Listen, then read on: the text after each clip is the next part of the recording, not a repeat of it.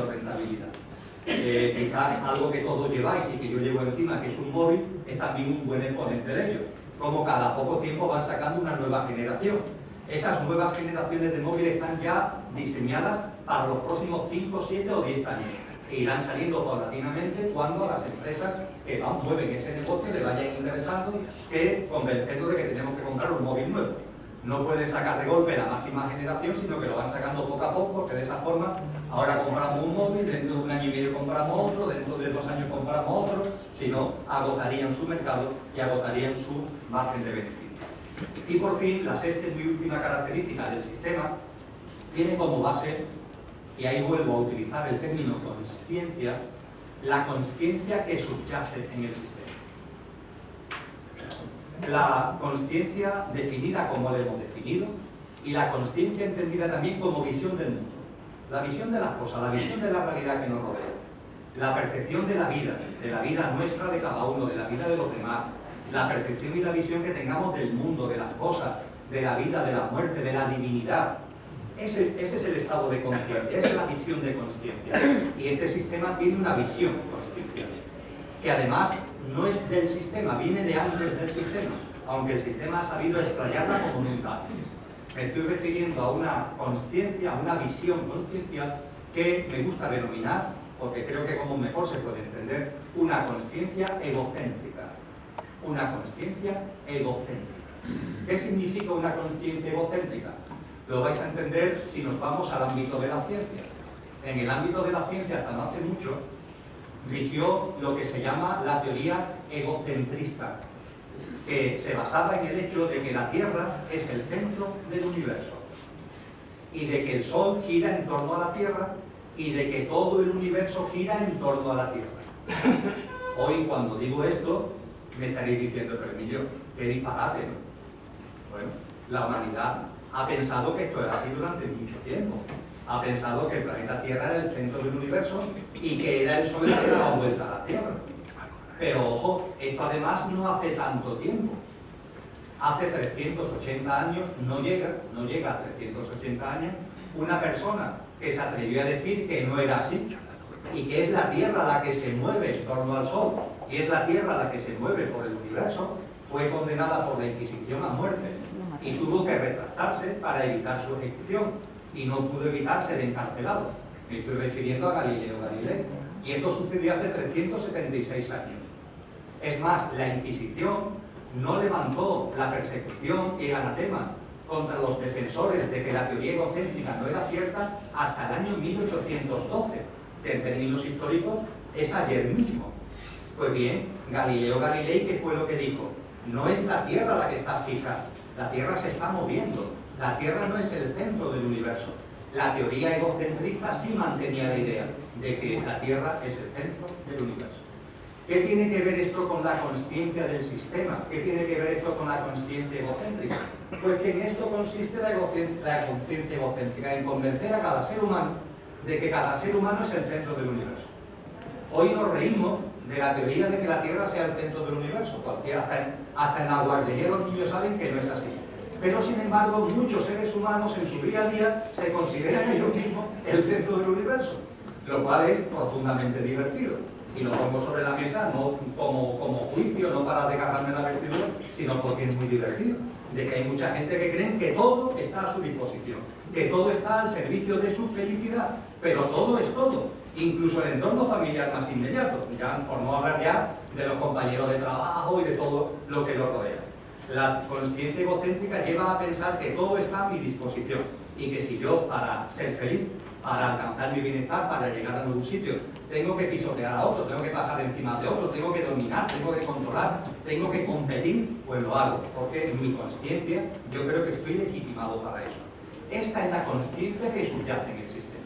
Esta conciencia está en el origen de la humanidad, en esa consciencia mágica que se desarrolló en su principio, que después se convirtió en una consciencia mítica, que después se convirtió en una consciencia racional y que ahora, con lo que estoy comentando en los últimos siglos, esta conciencia racional se ha sentado de una forma tremenda. Ahí está la consciencia egocéntrica presente.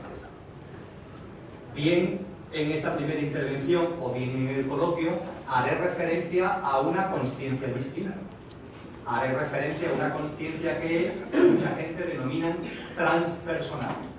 Y esa consciencia transpersonal es simplemente el dejar de aferrarte a tu yo físico, mental y emocional, creyendo que eso es todo y que tú eres todo, y que todo tú eres eso. Hay muchas personas que siguen pensando que son su yo físico, mental y emocional, que no tienen una percepción de trascendencia.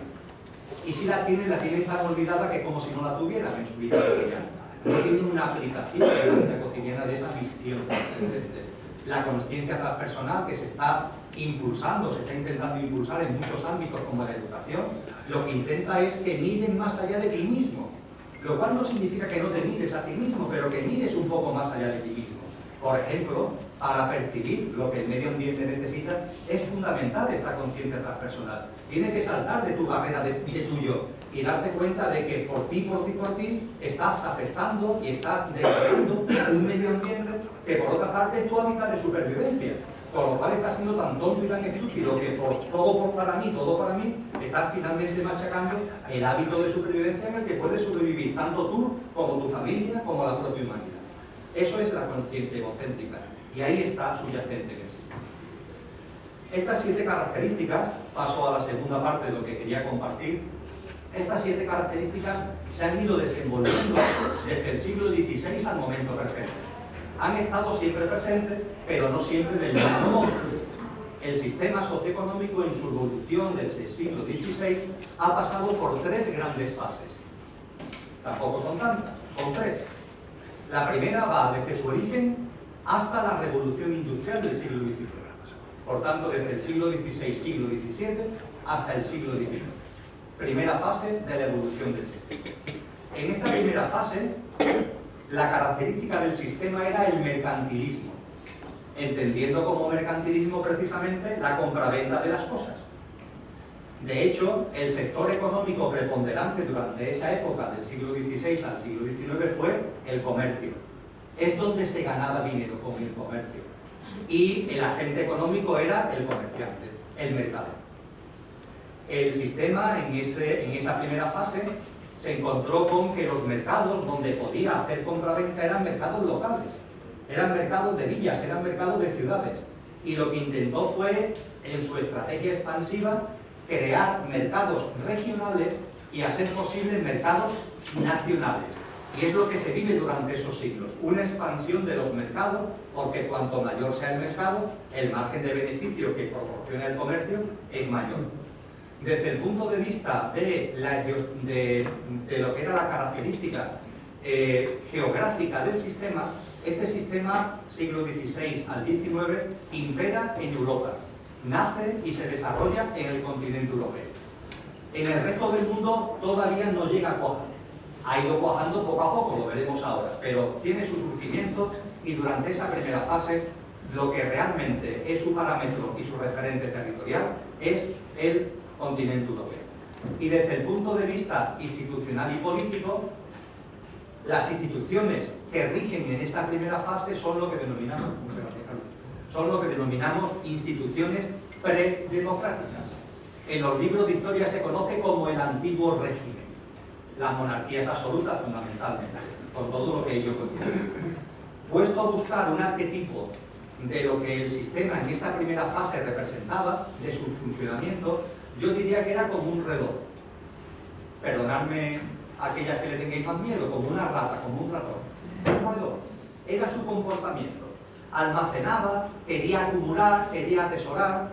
Quizás el famoso Ávago de Molière nos describe con el prototipo de ese Ávaro, con el prototipo del judío avariento, nos describe lo que era la esencia del sistema en esta primera fase. Quiere acumular, quiere retener, quiere poseer, pero claro, todavía sus resortes son muy limitados. Pasamos a la segunda fase. En el siglo XIX el sistema vive su primera mutación, una gran mutación, que hace que pasemos de la primera fase a la segunda fase. Y esa mutación se debe a la revolución industrial. En su primera oleada de primera parte del XIX y en su segunda oleada de segunda parte del XIX. La revolución industrial. Un gran avance tecnológico, con la aparición fundamentalmente de la máquina, con todo lo que la máquina supone, no solamente la máquina de vapor, sino la máquina. Y adelantos científicos como por ejemplo la electricidad. Todo esto hace que el sistema tenga una mutación intrínseca y se transforme. Y la transformación es enorme, porque en primer lugar el mercantilismo de su primera fase se sustituye por el productivismo. Donde se empieza a ganar dinero en la segunda fase no es en el comercio, es en la producción de bienes y servicios, en producir bienes y servicios y venderlos. Lo intento producir al menor coste posible, gracias además a la maquinaria, y conseguir un precio lo más alto posible, y a partir de ahí tener el mayor beneficio posible, el productivismo. El comercio y el comerciante sigue existiendo, pero quien empieza a ocupar y ocupa el lugar preponderante es la industria, de la mano y precisamente de la denominada revolución industrial. Y el agente económico fundamental es la empresa. Productivismo frente a mercantilismo, industria frente a comercio y empresa frente a comerciante o a mercader. Desde el punto de vista de la estrategia expansiva se da un nuevo salto. Lo mencionaba anteriormente, es la época del colonialismo. Ya se buscan mercados no solamente regionales y nacionales, sino internacionales y en otros continentes incluso. El colonialismo le da base a esto. La referencia territorial se amplía. Ya no solamente Europa, también se suma Estados Unidos. De hecho, desde 1914, ya en esta segunda fase que ha durado desde el siglo XIX hasta finales del siglo XX, en 1914 Estados Unidos se convierte en la primera potencia económica del planeta.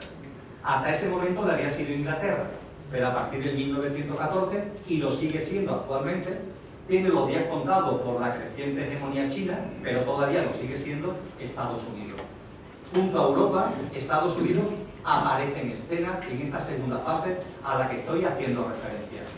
El antiguo régimen en cuanto a referente institucional también cae y se sustituye por instituciones políticas de tipo de democracia liberal, lo que hoy conocemos como instituciones democráticas, parlamentarismo, partidos políticos, etcétera, etcétera, que empieza a tomar forma en el siglo XIX y se asienta fundamentalmente ya en el siglo XX. Y en cuanto a buscar un arquetipo que nos sirva de referencia, si antes hablaba de un roedor, ahora hablaría de un león. Fijaros el cambio. El sistema se hace mucho más fuerte. El sistema se hace también mucho más agresivo. Pero ojo, y es muy importante para lo que viene ahora, para la tercera fase. El sistema tiene una estrategia. La empresa, por ejemplo, tiene una estrategia. La estrategia consiste en que, por ejemplo, el león, si veis los documentales de Gados, el león, cuando necesita cebras para comérsela, lo que hace es que ataca al rebaño de cebras. Pero si necesita, para mantener a su manada, el león necesita, por ejemplo, 4, 5, 6 cebras, cuando atacan, que además es precioso como lo muestra la voz, ¿no? La estrategia, cómo se van colocando en un sitio, en otro. Cuando atacan, los leones no matan a las 100 cebras. Matan a aquellas que necesitan para alimentarse, a 4, a 5 o a 6. ¿Por qué? Porque los leones no son tontos. Si matan a las 100 se quedan sin comida, porque se van a pudrir, no van a tener capacidad de comerse todas rápidamente y el resto de la carne se va a pudrir. ¿Qué es lo que hace el león? Caza a 4, caza a 5 y que las demás sigan corriendo y alimentándose por la selva, por la sabana, que ya llegará el momento de ir a por ellas, cuando las vuelva a necesitar. Es actuar con estrategia, es actuar con inteligencia. No sé, el Corte Inglés, cuando llegó a Sevilla, allá por los años 60, actuó con estrategia. ¿Cómo convenzo a la gente de que venga a comprar a un gran almacén cuando la gente no sabe lo que es un gran almacén? Pues voy a utilizar estrategia. La estrategia consiste en que durante un tiempo voy a vender perdiendo dinero. Porque de esa forma la gente va a correr de boca en boca. Oye, pues el Corte Inglés tal cosa es muy barata, tal otra cosa es muy barata. Claro, el pequeño comercio, el pequeño comerciante, pongamos por caso de la calle Sierpes, no podía vender por debajo de coste. Pero el Corte Inglés, que era una gran empresa, que tenía otro centro que le estaban dando beneficio en muchos sitios, podía permitirse el lujo de estar durante 6 meses perdiendo dinero en Sevilla. Y a costa de eso, el ir ganando un público que iba acercándose al Corte Inglés porque conseguía precios más baratos, vamos, tan baratos que eran imposibles para el pequeño comercio y para los pequeños establecimientos. Todo eso hasta que poco a poco, va haciendo la clientela y el Corte Inglés paulatinamente va aumentando los precios hasta hacerlo los precios que también le dan beneficio a él. Eso es actuar con estrategia empresarial. Así actúa un león. Y esto es importante para lo que viene ahora. Y lo que viene ahora, ¿qué es? La tercera fase. Estamos ya en la tercera fase. La tercera fase es una nueva mutación. Se habla de crisis, pero esto no es una crisis, es una nueva mutación. Igual que mutó en el siglo XIX, está mutando ahora en el siglo XXI. Y si en el siglo XIX el impulsor de la mutación fue la revolución industrial, ahora es la revolución tecnológica, la revolución científico y técnica. Es el gran baluarte, el gran factor que ha posibilitado la mutación del sistema.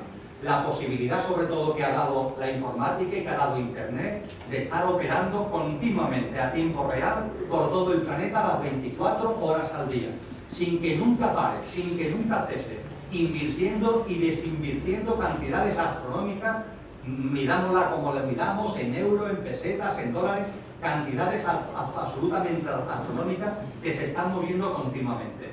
Ha sido la revolución científico-tecnológica lo que ha impulsado esta mutación que ha dado lugar a la tercera fase.